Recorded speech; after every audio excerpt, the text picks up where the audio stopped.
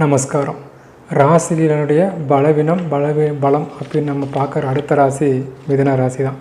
மிதுன ராசியோட பலவீனமே தன் காரியத்தை யார் மூலிமா சொன்னால் நிறைவேற்றிக்க முடியும் அப்படிங்கிறத கரெக்டாக காய் நகர்த்தி கரெக்டாக அந்த வேலையை செஞ்சு முடிக்கிற பலம் இந்த மிதுன ராசிக்கு இருக்குது. ஏன்னா இவங்க நேச்சுரலாகவே இவங்களுக்கு அதிபதியாக வரவரே புதன் தான். அப்போது தான் அறிவுபூர்வமாக தனக்கான காரியத்தை அழகாக சாதிச்சுப்பாங்க. ஆனால் இவங்களோட பலவீனம் அப்படின்னு பார்க்கும்போது அதிகப்படியான புலம்பல்.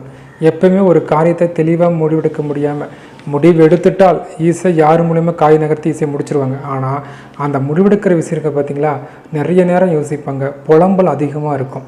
அவ்வளோ சீக்கிரம் புலம்பிட்டே இருப்பாங்க. இன்னொன்று, எனக்கு மட்டும் எனக்கு ஒரு நெகட்டிவ் ஒரு விஷயம் நடந்துச்சுன்னா அதை உடனே கடந்து வர மாட்டாங்க. எனக்கு மட்டும் ஏன் நடக்குது, அடுத்து எனக்கு இது நடக்கலையே, என்னால் எனக்கு மட்டும் இதெல்லாம் வருது இப்படின்னு அதிகமாக யோசிக்கிற ராசி மிதுன ராசி தான். அப்போ இந்த நெகட்டிவ் தாட்லேருந்து வெளியே வரத்துக்கு எந்த மாதிரி பரிகாரம் செய்யலாம் அப்படின்போது, கோயில் வழிபாடு அப்படின்னு பார்க்கும்போது கண்டிப்பாக கடவுளோட பள்ளியறை தரிசனத்தை இவங்க பார்க்கணும்.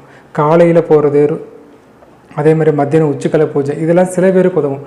ஆனால் மிதுன ராசி கண்டிப்பாக கோயில் நட சாத்துறப்போ நடக்கிற பள்ளியறை பூஜை இருக்க பார்த்திங்களா, அதுக்கு கண்டிப்பாக மிதுன ராசிக்காரங்க உறுதியாக போயிட்டு வரும்போது இவங்களுக்கு இந்த அமைப்பிலேருந்து நெகட்டிவ் தாட்லேருந்து வெளியே வரதுக்கான வாய்ப்பு இது கொடுத்துரும்.